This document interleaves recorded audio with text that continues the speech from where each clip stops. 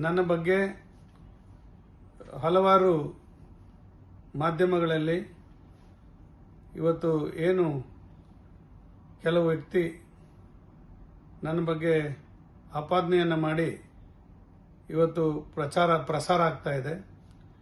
ಇದೆಲ್ಲವೂ ಕೂಡ ಸತ್ಯಕ್ಕೆ ದೂರವಾದಂಥದ್ದು ಮತ್ತು ರಾಜಕೀಯ ಪ್ರೇರಿತವಾಗಿ ನನ್ನ ಮೇಲೆ ಮಾಡ್ತಾ ಇರ್ತಕ್ಕಂಥದ್ದು. ಇದು ಈ ಆಪಾದನೆ ಅಂತಕ್ಕಂಥದ್ದನ್ನ ನಾನು ನೇರವಾಗಿ ಹೇಳಲಿಕ್ಕೆ ಬಯಸ್ತಾ, ಇವತ್ತು ನನ್ನ ಬಗ್ಗೆ ಮಾಡಿರ್ತಕ್ಕಂಥ ಆಪಾದನೆಗಳು ಯಾವುದೂ ಕೂಡ ಸತ್ಯವಲ್ಲ.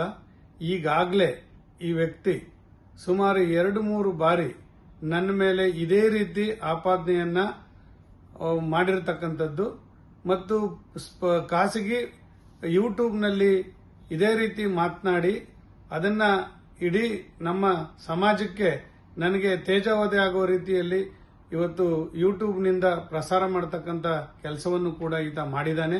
ನಾನು ಈಗಾಗಲೇ ಅದರ ವಿರುದ್ಧ ಹಲಗೂರು ಪೊಲೀಸ್ ಠಾಣೆಯಲ್ಲಿ ಆತನ ವಿರುದ್ಧ ಈಗಾಗಲೇ ಎಫ್ಐಆರ್ ಅನ್ನು ಕೂಡ ಮಾಡಿಸಿ, ಈಗಾಗಲೇ ಅದು ಎಫ್ಐಆರ್ ಆಗಿ ಈಗ ಕೋರ್ಟ್ಗೆ ಕೂಡ ಅದು ಚಾರ್ಜ್ ಶೀಟ್ ಆಗಿರತಕ್ಕಂಥದ್ದು.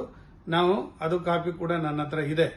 ಅದರ ಜೊತೆಗೆ ಇವತ್ತು ಏನು ಅವನು ಸೋಷಿಯಲ್ ಮೀಡಿಯಾದಲ್ಲಿ ನನ್ನ ಬಗ್ಗೆ ಆಪಾದನೆ ಮಾಡಿದ್ದಾನೆ, ಇವತ್ತು ಸಿಟಿ ಸಿವಿಲ್ ಕೋರ್ಟ್ ಬೆಂಗಳೂರಿನಲ್ಲೂ ಕೂಡ ಅದಕ್ಕೆ ತಡೆಯಾಜ್ಞೆ ಆಗಿದೆ. ಯಾವುದೇ ಸೋಷಿಯಲ್ ಮೀಡಿಯಾದಲ್ಲಿ ಇವತ್ತು ಆಪಾದನೆ ಮಾಡಬಾರದು ಮಾಜಿ ಶಾಸಕರ ಬಗ್ಗೆ ಅಂತಕ್ಕಂಥದ್ದು ಕೂಡ ಇವತ್ತು ತಡೆಯಾಜ್ಞೆ ಆಗಿದೆ. ಅದು ಕೂಡ ನನ್ನ ಹತ್ರ ಇದೆ.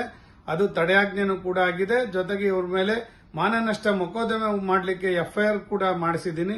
ಇವತ್ತು ನಾವು ರಾಜಕಾರಣದಲ್ಲಿ ಇರತಕ್ಕಂಥ ವ್ಯಕ್ತಿಗಳು ಸಮಾಜ ಸೇವೆ ಮಾಡತಕ್ಕಂಥ ಈ ಸಂದರ್ಭದಲ್ಲಿ ಈಗಾಗಲೇ 2-3 ಬಾರಿ ನನ್ನ ಮೇಲೆ ಈ ರೀತಿ ಆಪಾದನೆ ಮಾಡಿರ್ತಕ್ಕಂಥದ್ದು ನಿಜವಾಗ್ಲೂ ಕೂಡ ಇದು ರಾಜಕೀಯ ಪಿತೂರಿ ಅಲ್ಲದೆ ಬೇರೆ ಏನೂ ಇಲ್ಲ ಅಂತಕ್ಕಂಥ ಮಾತನ್ನ ಹೇಳ್ತಾ ನನ್ನ ಮಹಾಜನತೆಗೆ ನಾನು ಕೈ ಮುಗಿದು ಪ್ರಾರ್ಥನೆ ಮಾಡ್ತೇನೆ.